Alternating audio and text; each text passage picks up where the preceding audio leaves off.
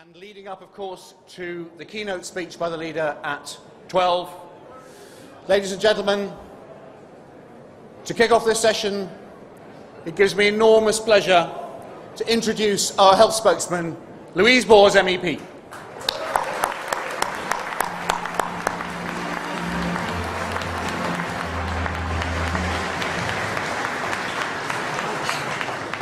Good morning, everybody. It's lovely to see you all here. Absolutely lovely.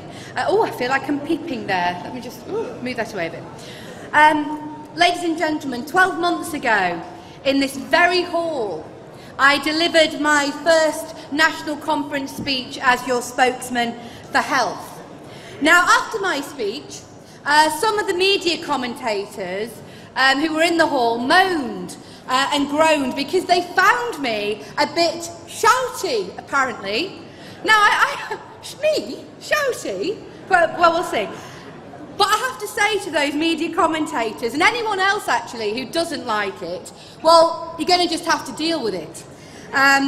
Because this is about the NHS. It's about a threat.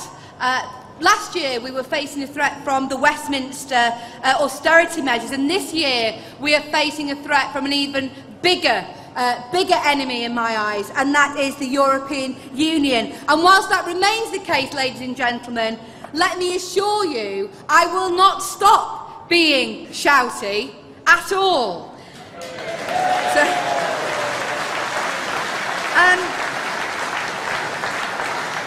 There are many areas of the NHS that are affected by our full membership of the EU. There are reams of rules, regulations and directives that defy logic and leave clinicians and managers in a headspin. And the pending TTIP trade deal threatens the very fabric and principles that the NHS is built upon. There are many unplanned, unintended consequences of wider EU policies that add pressure and confusion to the health service. The most fundamental of these is uncontrolled immigration. We hear how there are not enough nurses and doctors in the NHS. It takes years to train for these professions, but how can the government plan how many nurses and doctors it's going to need in 7 years' time when we don't know how many people will be in this country to live in 7 weeks' time?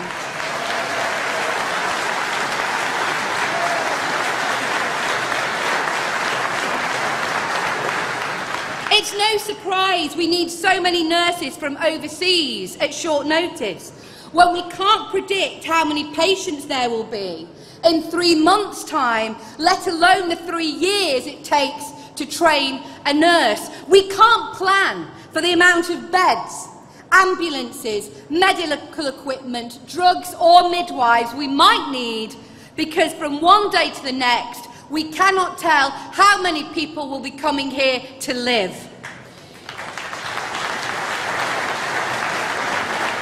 No establishment can plan properly under these circumstances, and what is particularly worrying about the NHS not being able to plan is that the results can literally mean the difference between life and death.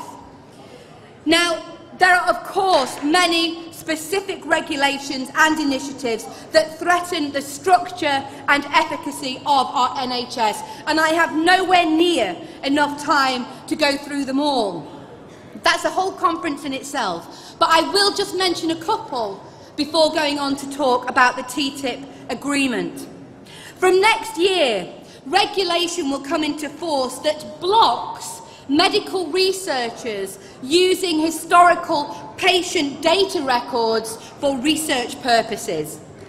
Cancer Research UK have been particularly vocal in their opposition to this new regulation, claiming that many lives will be lost. It is vital that those looking for new cures and treatments are able to track the medical history and chart medical developments within patients. This regulation is going to stop that.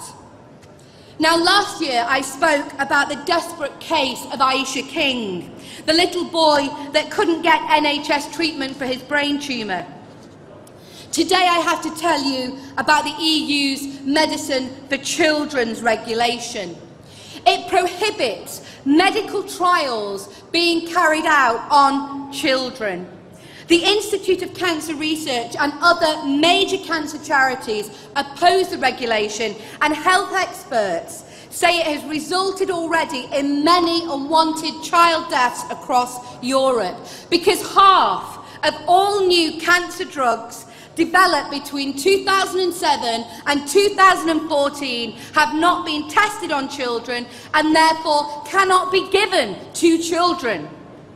How can the EU, in all conscience, say to the family of a dying child that they cannot have access to a new drug, one that may cure them or maybe help them die in less pain or without fear? Giving terminally ill children access to new treatments and drugs is vital in the fight against childhood cancer. It is barbaric to deny them the opportunity to extend their lives, or maybe even the possibility to cure them, simply because of a European Union regulation. It must be stopped. And if we leave the EU to scrap that one regulation alone, I say it's worth it.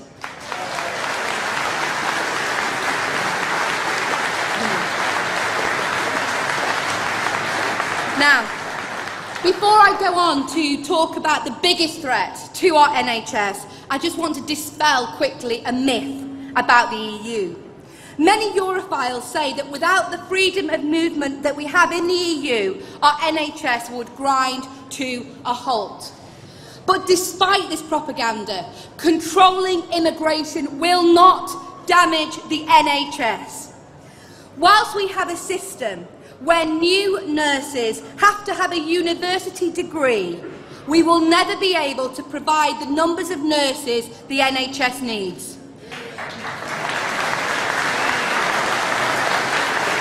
Why? Why do those leaving school without A-levels have to do an access course to learn how to write an essay before they can get anywhere near to a patient who may need help with a glass of water, or help being fed a meal, or may need comfort and reassurance? We are not training enough.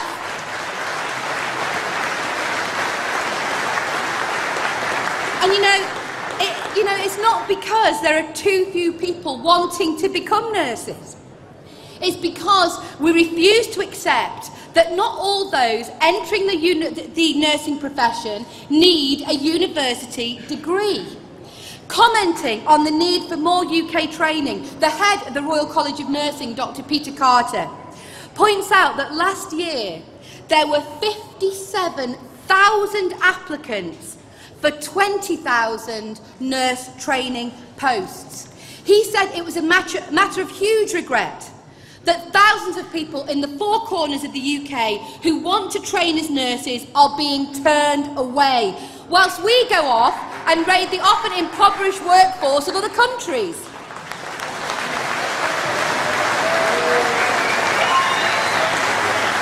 Ladies and gentlemen, let us have a system where those that excel academically can achieve the degree that they aspire to. That should be applauded. But let us also encourage and enthuse those who see nursing as a vocation. Let us see the return of the state-enrolled nurse.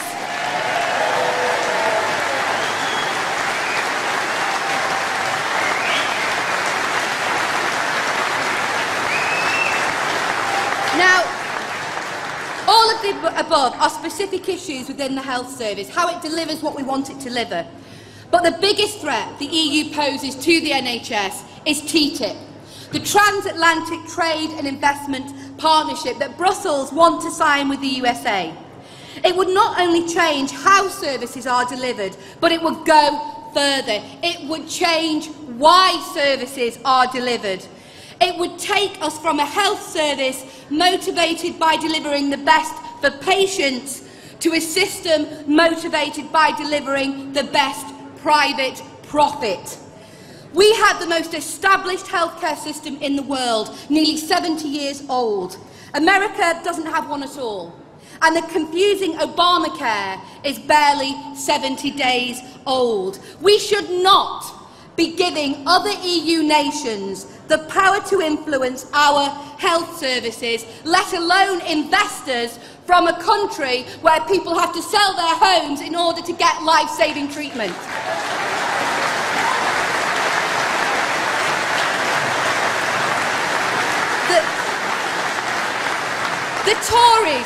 The Tories say there is no need to exempt the NHS from TTIP because it's not at risk. Labour MPs say they want exemptions, yet their own MEPs are helping to push the agreement through the committee stages of the European Parliament. TTIP will allow multinational companies to sue national governments if they introduce policies that harm their investments. Now, doesn't that seem a bit topsy-turvy? Shouldn't it be the other way round? Aren't corporations meant to serve us, not us serve them?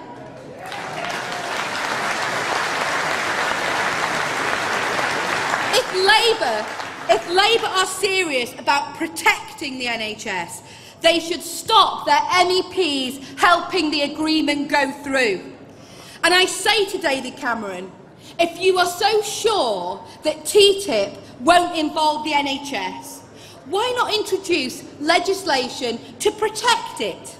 The legislation may not be needed as far as you're concerned, Mr Cameron, but it is needed as far as we're concerned because we don't trust you.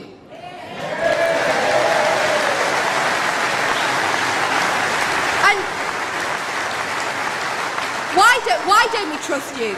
Well, let me share with you a little-known line from the EU. I found it in the EU document library. It's from June of this year, in a document specifically about TTIP. And it says, the EU reserves the right to adopt or maintain any measure with regard to the provision of all education, health or social services which receive public funding or state support in any form. Get out of that one if you can, Mr Cameron.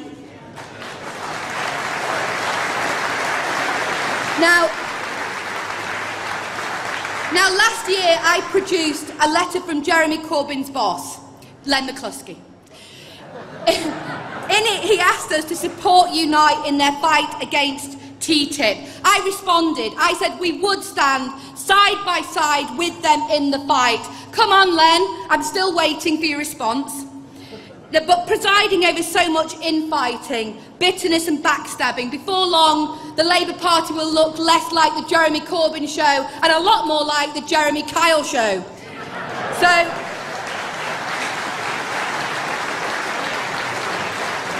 Labour has to accept that if we care about the NHS, we must advocate leaving the EU. My red light is flashing, so I'm going to end on this.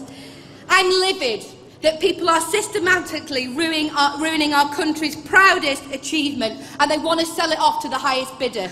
I'm angry for the elderly who have paid in all of their lives only to see the EU decimate the care available to them. I'm angry for the seriously ill that will suffer because of EU restrictions on research. I'm angry and upset for the children whose lives have been blighted by the EU rules against medicine trials. And I'm angry for every bit of interference from the EU into our beloved and vital NHS. So let me make this pledge to you. Between now and the referendum, I'm going to fight tooth and nail to make sure the public know the hugely damaging effect the EU is having on our NHS. I will do everything to ensure the public know we have to leave the EU in order to protect the NHS. And don't forget, I can be shouty, so in case you haven't heard, we believe in Britain, we in UKIP believe in the NHS. Thank you.